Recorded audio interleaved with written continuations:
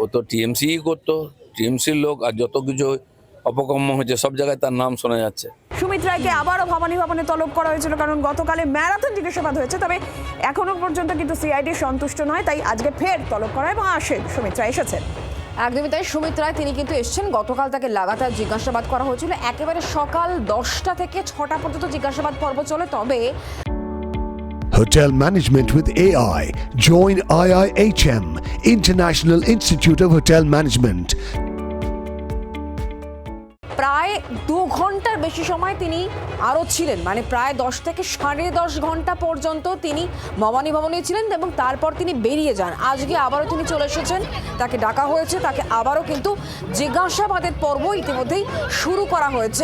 আজকে সিআইডি কর্তারা তাকে জিজ্ঞাসাবাদে সন্তুষ্ট হন কিনা, সমস্ত প্রশ্নের উত্তর তিনি দেন কিনা, আজ সেটাই কিন্তু দেখার। কথা বলে নেব পিয়ালি এই মুহূর্তে আমাদের সঙ্গে রয়েছেন, আমাদের প্রতিনিধি সরাসরি। পিয়ালি, এখনো পর্যন্ত কি আপডেট রয়েছে সুমিত রায়কে জিজ্ঞাসাবাদে?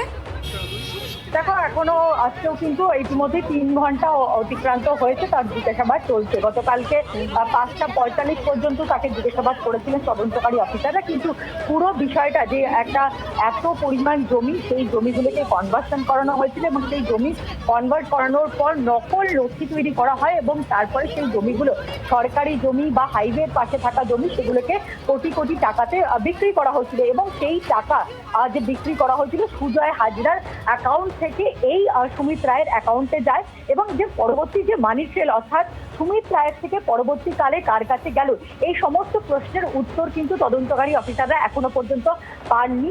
তার পাশাপাশি গোটা তদন্তটা অনেক বড়, তার কারণ 300 বিঘা মতন সরকারি জমি, হাইওয়ের পাশে থাকা জমি, ব্যক্তিগত জমি, সেগুলোর কনভার্সন করিয়ে নকল নথি বানিয়ে সেগুলোকে বিক্রি করা হয়েছিল। ফলে একটা লার্জার কনস্পিরেসি পার্ট উঠে আসছে। গতকালকে সুমিত রায় যে বক্তব্য রেখেছিলেন বা তার জিজ্ঞাসাবাদে তিনি যে জবাব দিয়েছেন, সেগুলো থেকে তদন্তকারী অফিসাররা পুরোপুরি সন্তুষ্ট হতে পারেননি। সেই কারণেই তাকে আজকে আবার তলব করা হয়েছে।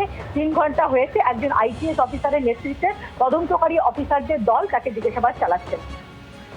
ধন্যবাদ আমাদের সঙ্গে টেলিফোন লাইনে থাকার জন্য পিয়ালি। আর এই প্রসঙ্গে রাজ্যমন্ত্রী দিলীপ ঘোষ কি বললেন শোনাই।